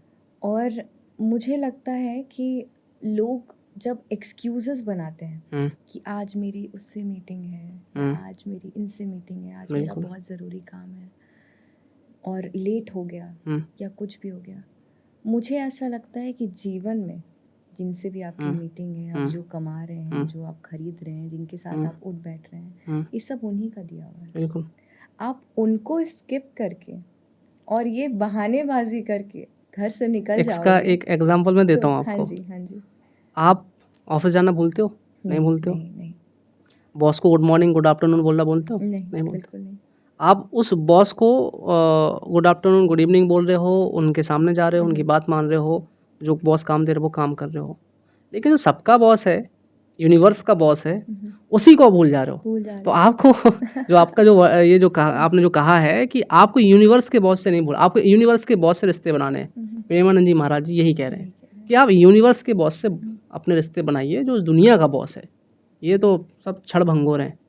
कल ये बॉस था, परसों ये हो जाएगा, परसों ये था, नरसों ये हो जाएगा, कभी हम बन जाएंगे, कभी आप बन जाओगे, लेकिन वो तो सबका बॉस है ना, उसको नहीं भूलना चाहिए इंसान को। पंकज जी, मैंने काफ़ी सारे लोगों को देखा है ना। मैं इसमें एक थोड़ा सा इंटरप्ट कर रहा हूँ, क्षमा चाहता हूँ। जैसे इसका एक उदाहरण दूँ ताकि लोगों को पता चल जाए। हम सुबह दैनिक सारे काम करते हैं, हमारे एक शेड्यूल में है। सुबह उठना है, नहाना है, ब्रश करना है, ब्रेकफास्ट करना है, ऑफिस जाना है, बैग उठा के, डेली का काम है। कभी भूलते हो आप? कभी नहीं। लेकिन आप ये कैसे भूल सकते हो कि सुबह उठना है, नहाना है और 10 मिनट मंदिर में, घर में एक पूजा करनी है, दिया जलाना है, ये ऐड कर लो, ये अपनी ज़िंदगी का हिस्सा बना लो। शाम क्या आओगे, क्या करोगे? मुँह हाथ धोगे, लंच डिनर करोगे ना, मतलब डिनर करना नहीं भूलोगे ना, लंच करना भी नहीं भूलोगे, आप दैनिक जितने भी काम है आप करना नहीं भूलोगे, पूजा करना कैसे भूलते हो? जब भी आप ऑफिस से घर पहुँचे तो आप सबसे पहले उनको धन्यवाद बोलें कि प्रभु आज का दिन बहुत अच्छा था क्योंकि आपका आशीर्वाद था। बैग रख दें, वो हाथ धोएं, एक जाएं आरती कर लें, दीपक जलाएं, कपूर और लौंग से उनका थोड़ा आरती कर दें।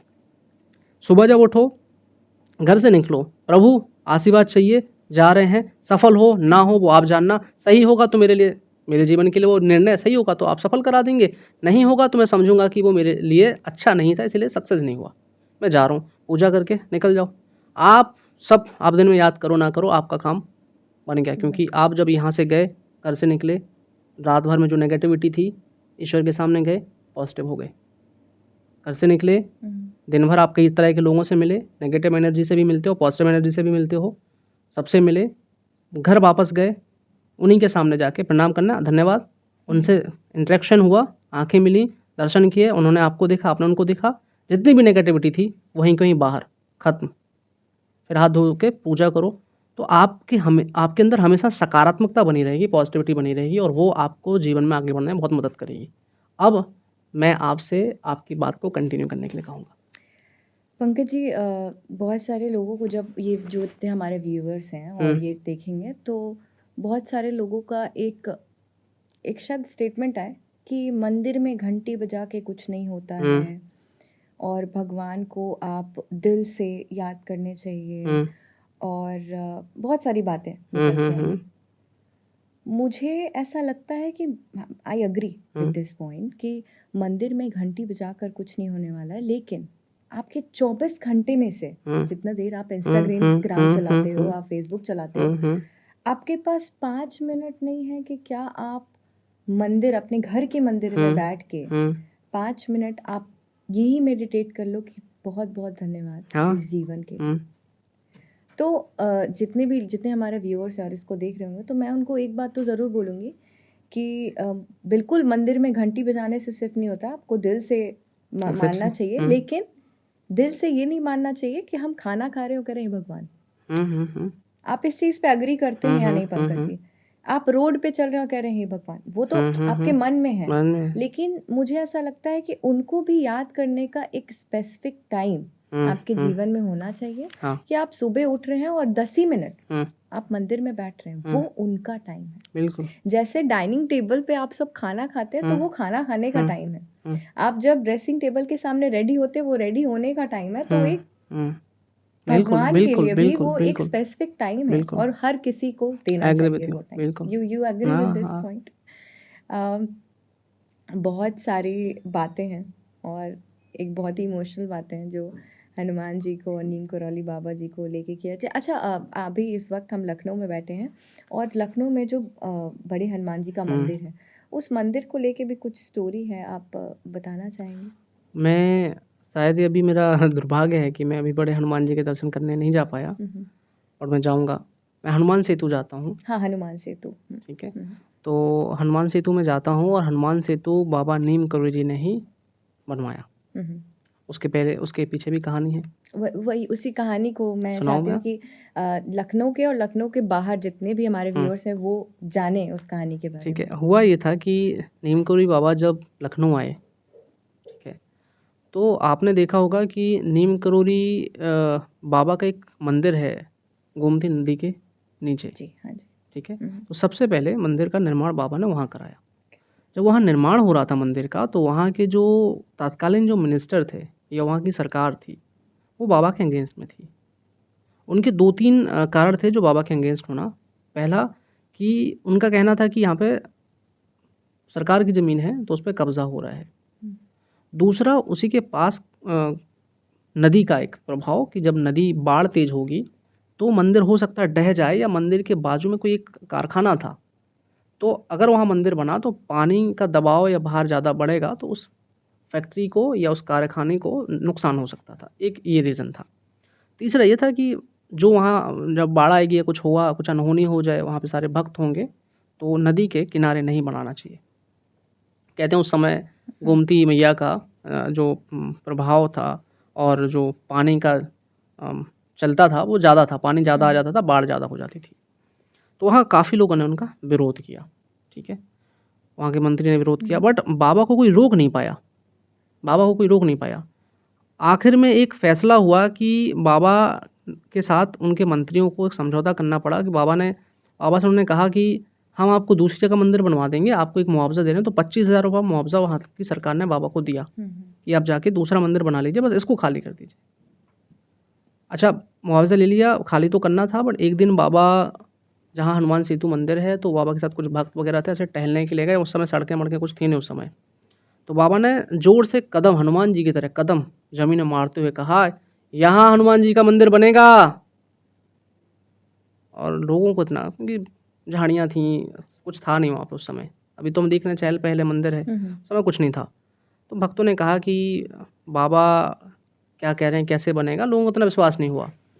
कुछ समय बाद एक बिल्डर थे, मुंबई के हैं, तो उनको उसी समय गोमती नदी का पुराना पुल गिर गया था। हुँ, पुराना पुल गिर गया था गोमती नदी का। तो उसको सही कराने का, नवनिर्माण कराने का एक मुंबई के कोई कॉन्ट्रैक्टर हैं, उनको ठेका मिला ओके। और उनको बाबा के बारे में पता चलता है। हुँ, तो बाबा के चमत्कार तो दुनिया में प्रचलित थे, उनके विरोधी भी बाबा को मानते थे। वो बाबा के पास आए, बाबा से कहे कि उनको अपना बनाया, और कुछ बाबा ने उनके साथ किया कि बाबा को वो मानने लगे। कुछ बातें बता दी हैं, कुछ चमत्कार किया उनकी ज़िंदगी में कि बाबा के आते ही वो भक्त बन गए। अच्छा, बाबा के साथ यही तेज़ था कि जो उनको देख लेता था, जो उनसे मिलता था, वो बाबा का भक्त बन ही जाता बन था। ही ऐसा गया। उनका रूप था, या ऐसा हुँ, उनका दिव्य हुँ। स्वरूप था, ऐसा कुछ तो था, या उनकी कहते वाइब हैं कि थी। बाबा जी ने वो उन लोगों को चुन लेते होंगे कि हाँ, तुम तो मिलो अब उनसे। उन्होंने कहा, तो उन्होंने कहा बाबा से कि महाराज जी, हमारे लायक कोई सेवा हो तो बताइए, और मैं कुछ करना चाहता हुँ, हूँ हुँ, हनुमान जी के लिए, हुँ, ठीक है? तो उन्होंने कहा ठीक है, कुछ करना चाहते हो, मंदिर बनवा दो। हनुमान सेतु मंदिर बना, उनकी मदद से, हुँ, हुँ, ठीक है? 25,000 रुपए जो उनको मिले थे वो लगे। हुँ, अच्छा, उस समय वो जो हनुमान सेतु मंदिर बना है, उस समय सरकारी, वो भी कोई किसी की ज़मीन थी, वो खरीदी गई ट्रस्ट पे। बाबा के द्वारा 25,000 रुपए में वो ज़मीन खरीदी गई, हुँ, वहाँ पे हनुमान जी का मंदिर बना, और आज हनुमान सेतु का मंदिर, जो बाबा ने उस समय अपनी लात मार के ज़मीन पे कहा था कि हनुमान जी का हुँ, मंदिर बनेगा, और यहाँ दूर-दूर से भक्त आएँगे, चिट्ठी लेके चिट्ठी भेजेंगे, और चिट्ठी वाले हनुमान जी भी कहा जाएगा इनको, वो हुआ। अब ये तो बन गया, मंदिर बन गया, हुँ, लेकिन मुद्दा क्या था कि पुराने मंदिर को हटाना है। लेकिन उस पुराने मंदिर को भी कोई नहीं हटा पाया, नया मंदिर भी बना, ये बाबा की लीला थी। तो बाबा बाबा का तो हम जितनी भी बात करें उतना कम है, कि अब देखिए कि पुराने मंदिर का कहेगा वो हटाइए, है कि नहीं है? किसी सरकार ने नहीं रोका, और फिर उसके बाद जितने भी मंत्री हुए, जितने भी लोग हुए, बाबा के भक्त बन गए। वही लोग जो विरोध कर रहे थे, बाबा के चरणों में आए, और उसी समय जब हनुमान सेतु मंदिर का उद्घाटन हुआ, तो तत्कालीन मंत्री ने उद्घाटन भी किया। नाम मुझे अभी आ नहीं रहा है, वरना उनका मैं नाम भी बताता।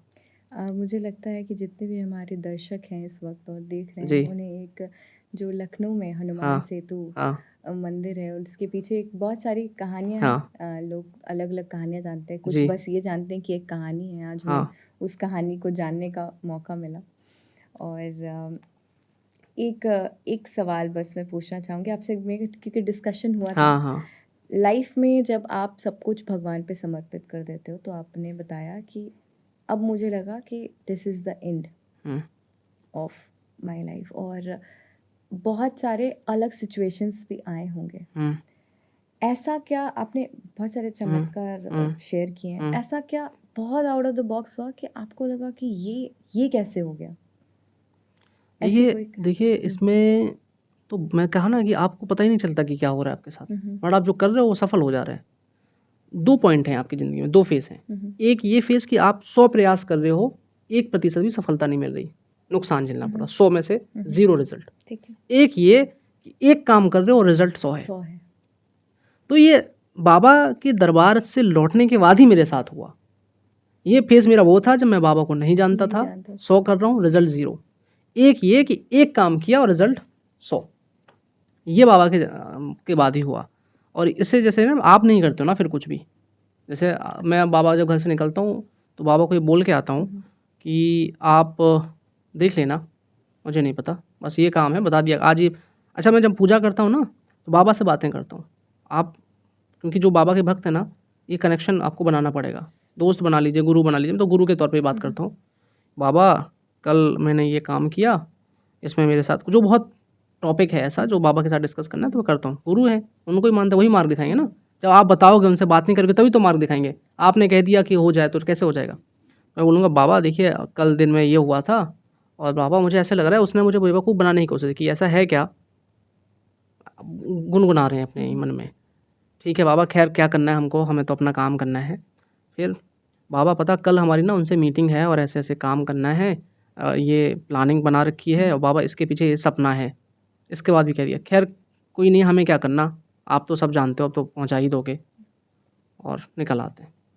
जब घर से निकलते हैं कहते हैं बाबा जो आपसे बात हुई थी देख लेना, निकल रहे हैं, हमें क्या। यही वर्ड्स होते हैं। निकलते हैं, काम होते हैं। अब 2 चीज़ें हैं कि देखिए लाइफ में हमेशा अच्छा नहीं होता है, लेकिन देखने वाले का नज़रिया है। जीवन में तकलीफ़ें भी होती हैं, मैंने तो परेशानियाँ भी होती हैं और आप अच्छे भी होते हैं। तो हम हमारे जीवन में जो भी चीज़ें होती हैं उसका क्रेडिट मैं खुद लेता हूँ क्योंकि वो मेरी वजह से हुआ होगा। एग्जैक्टली। जो अच्छा होता है वो बाबा को क्रेडिट जाता है। मैं यहाँ पे देख रहा हूँ कि स्वाति जी रो नहीं पा रही हैं, बट आंसू झलक रहे हैं स्वाति जी के आँखों से। तो यही बाबा की भक्ति है। अगर आप बाबा की कथा सुन रहे हो, बाबा के पॉडकास्ट वीडियो देख रहे हो, रोचक चीज़ें जो बाबा की हैं जानने की कोशिश कर रहे हो और आपकी आँखों से आंसू नहीं आ रहे, इसका मतलब कमी है अभी भक्ति में। बाबा से भी जुड़े नहीं पूर्ण तरीके से। क्योंकि जब मेरे जैसा नास्तिक व्यक्ति बाबा के मंदिर के सामने जाके फ़कर फ़कर रो रहा है, तो समझ लीजिए कि कितना क्या है, कितनी गहराई होगी उस चीज़ों में। पंकज जी, मेरे घर वालों ने जब मुझे देखा ऐसा चेंज होते हुए, तो वो खुद शॉक में चले गए थे, मेरे फादर, कि आज तक मैंने इस लड़की को कभी पूजा करते नहीं देखा और वो ऐसे बदल गई है कि मैं आपको बताऊं तो I have left eating nonveg things. I have let आपने मुझे बताया हाँ, था। मैंने छोड़ दिया है सब हुँ, कुछ, खाना पीना, मतलब हुँ, खाना। हुँ, हुँ, और ये दिस इज़ एक्चुअली मैजिक है। मेरे घर वालों को नहीं बिलीव हुँ। होता कि तुम इतनी आस्तिक कैसे हो गई। तो मैंने कहा कि मैं नहीं हुई हूँ, ये सब उन्होंने करा। और इस पॉडकास्ट के दौरान मैं बताना चाहूँगी जी बताइए। कि सबसे जो आप सुबह उठते हो, रात में सोते हो, तो आप देखते हो अपना फ़ोन।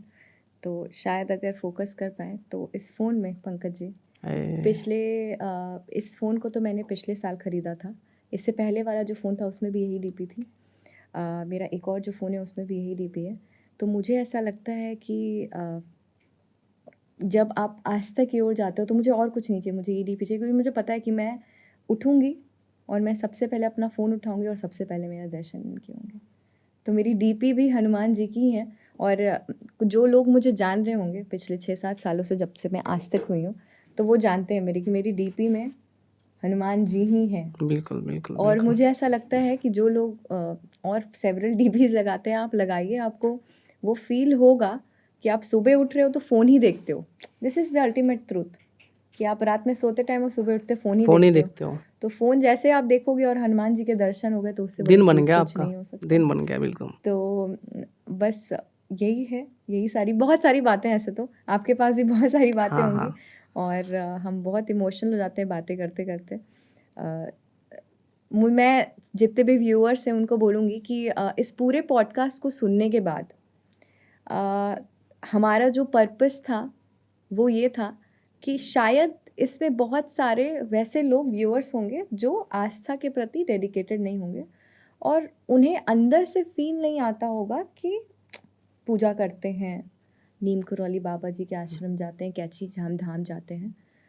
लेकिन मैं उनको एक अल्टीमेट बात बताना चाहूँगी कि आप आज जाओ, आज से 5 साल बाद जाओ, आज 10 साल बाद जाओ। आपका अल्टीमेट डेस्टिनेशन उनके ही चरणों में है। समर्पित आपको वहीं होना है। बिल्कुल। या तो आप आज हो जाएँ समर्पित या तो आने वाले 5 साल में होएँ। जब भी कोई चीज़ लेट करते हैं पंकज जी तो कहते हैं कि अरे पहले शुरू कर देना चाहिए था, शायद आज कुछ और होती इसके ज़िंदगी। मैं एक बोलूँगा हाँ, कि आप जब तक पहुँच ही नहीं पाओगे जब तक वो बुलाएँगे नहीं। तो ये तो है। आप पाँव मारते रहिए, आप सर मारते रहिए, जब तक उन्होंने नहीं बुलाया ना आपको, आप नहीं पहुँच पाओगे। बाबा के पास, बाकी का तो नहीं मुझे पता, हुँ, बाबा के पास वही जाता है जिसे बाबा बुलाते बाबा हैं। बुलाते हैं। खैर अभी थोड़ा-सा टूरिज़्म बढ़ गया है, कैंची धाम मैं देखता हूँ बहुत हाँ, भीड़ बढ़ गई है और आजकल लोग बाबा से मिलने नहीं, सेल्फियाँ लेने के लिए जाते हैं, फ़ोटो एग्री। निकालने के लिए जाते हैं कि हम बता सकें कि देखो स्टीव जॉब्स नहीं, मैं भी हम भी गए गया थे। था। देखो मैं वहीं पहुँच गया हूँ जहाँ विराट हुँ, कोहली गया था। हुँ। जबकि विराट कोहली तो आस्था से गया था, श्रद्धा से गया था और आप ये सोच के गए कि विराट कोहली गया था। हमें बाबा से इसलिए नहीं जुड़ना है कि वो स्टीव जॉब्स के भगवान थे, मार्क ज़करबर्ग की कंपनी फल-फूल गई। इसलिए जुड़ना है कि हमें बाबा से जुड़ना है। बाबा से जुड़ने के लिए कोई तीसरा कारण नहीं होना चाहिए आपके पास। बाबा से जुड़ने के लिए तीसरा कारण नहीं होना चाहिए। वो आपके सोल पे और कि हमें उनसे ही सिर्फ डेडिकेशन के साथ जाना है। ये आपने बहुत पॉइंट वाली बात कही कि लोग सेल्फी लेने जाते हैं, हुँ, लोग सुन के जाते हैं, अच्छा वो गए थे, उन्होंने एप्पल एक हुँ, कंपनी खोल दी, हम हुँ। भी जाएँगे तो हमें कुछ मिल जाएगा। अच्छा स इसके पीछे हुँ, एक एक भ्रांति है। एप्पल की कंपनी तो पहले से थी। हुँ। एप्पल की कंपनी जब खुल चुकी थी, तो स्टीव जॉब्स को जब वहाँ पे गए, तो उनकी कंपनी से उन्हें निकाल दिया गया था। लोगों को ये कहानी बताई जाती है कि स्टीव जॉब नीम करोली बाबा के दर्शन करने गए, नीम करोली बाबा थे, नीम करोली बाबा सेब खा रहे थे, आधा खाया हुआ सेब उनको दे दिया, उसके बाद उन्होंने एप्पल जैसा बना दिया। बना दिया। टोटली झूठ है, मिथ है ये। एकदम मिथ है। हुँ। हुआ ये था कि नीम करोली बाबा 1973 में पार्थिव शरीर छोड़ चुके थे। शरीर छोड़ दिया था, नीम करोली बाबा नहीं थे 1 साल पहले। 1974 में ये घटना बताती हैं और मैं नॉट श्योर नहीं हूँ पूरी तरह से, श्योर नहीं हूँ, बट उन बाबा के पार्थिव शरीर छोड़ने के बाद स्टीव जॉब्स कैंची धाम जाते हैं। बहुत सुन रखा था उनके बारे में, किसी ने बताया कि वहाँ जाइए तो संत हैं, बट वो 1 साल लेट हो गए। बाद में जब गए वहाँ पे कैंची धाम तो वहाँ दर्शन किए और वहाँ के बाद बहुत कम समय रुके और वापस अमेरिका पहुँचे। जब वो वहाँ पे आए तो उन्होंने जो एप्पल कंपनी बनाई थी, उनके ही पार्टनर ने उनको एप्पल से निकाल दिया गया था। एप्पल से ही हटा दिया था उनको। उनकी बनाई हुई कंपनी जिसके वो फाउंडर थे, शेयर्स में इसके चलते कुछ तो उनके साथ चीटिंग हुई कि उन्होंने निकाल दिया कि अब तुम्हारी ज़रूरत नहीं है स्टीव जॉब्स। जब वो यहाँ पे आए तो बहुत परेशान थे क्योंकि कहते हैं ना रोते हुए आते हैं हंसते हुए जाते हैं, तो बहुत परेशान थे। उसके बाद जब एप्पल के फाउंडर स्टीव जॉब्स वापस गए तो एप्पल कंपनी के साथ कुछ ऐसा हुआ कि धड़ाधड़ शेयर नीचे गिरने लगे, धड़ाधड़ उसका जो है नुकसान होने लगा और अब उनके जो चालक थे उनको समझ में नहीं आ रहा था कि कंपनी कैसे चलाएं। तो उन्होंने वापस स्टीव जॉब्स को बुलाया, कहा तुम्हारा ही बनाया हुआ सिस्टम था, तुम्हारी बनाई चीज़ें थी, दोबारा से इसको रीऑपरेट करो वरना तो ये कोलैप्स हो जाएगी। स्टीव जॉब्स जाते हैं, इसके बाद नए एप्पल की शुरुआत होती है जो कि आज हम सब यूज़र यूज़ करते हैं और जो फीचर जो कुछ दिया वो एप्पल के फाउंडर स्टीव जॉब्स ने दिया। ये कहानी थी उसके पीछे। तो वही है ना कि स्टीव जॉब्स आए थे मन से क्योंकि जूलिया रॉबर्ट थी, एक कोई प्रोफेसर थे और रामदास बाद में बने। तो ये जाके अभी अमेरिका में मंदिर हैं बाबा के, मानते हैं, उनकी भी कथाएं हैं। एक मिरेकल ऑफ लव करके एक पुस्तक भी है अगर मैं सही हूँ तो, उसमें उन्होंने बाबा की कई कथाओं का जिक्र किया है। कैसे जब वो नीम करोली बाबा के पास गए और नशा करते थे, गोलियां खाते थे, ड्रग्स लेते थे, बाबा के पास आए। वो आए थे घूमने के पर्पज़ से, तो बाबा के पास गए तो बाबा को देखा कि प्रवचन दे रहा है कोई बूढ़ा सा आदमी। बाबा से बोले, बाबा ये क्या कर रहे हो? एक चीज़ मैं बताता हूँ, अगर ये करोगे तो मगन रहोगे, मस्त रहोगे। क्या होता है, ये क्या है? बोले इससे नशा हो जाएगा। अच्छा नशा हो जाएगा, ठीक है देखते हैं करते हैं। दिया, एक गोली दी, खाई, कुछ नहीं हुआ। कुछ नहीं। दूसरी गोली दी, कुछ नहीं हुआ। बोले और हैं? बाबा बोले हाँ हाँ हैं। तो और 3-4 गोलियाँ और निकाली। मैंने कहा सारी दे दे, ऐसी लैंग्वेज यही होती बाबा की। सारी नहीं, हक लगाया, कुछ नहीं हुआ।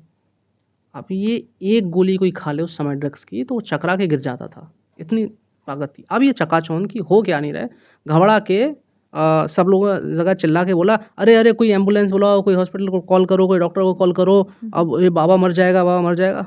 बाबा बैठे हैं आराम से, सब लोग, बाबा की फिक्र ही थी, तो सब लोग क्या हुआ? बोले मैंने ये गोलियाँ दी, इन खाई, कुछ नहीं हुआ। उसका तो बस बाबा ने कहा अरे इधर आप बैठ। और जब बाबा कुछ नहीं हुआ तो बाबा के चरणों में नतमस्तक हो गया, गिर गया।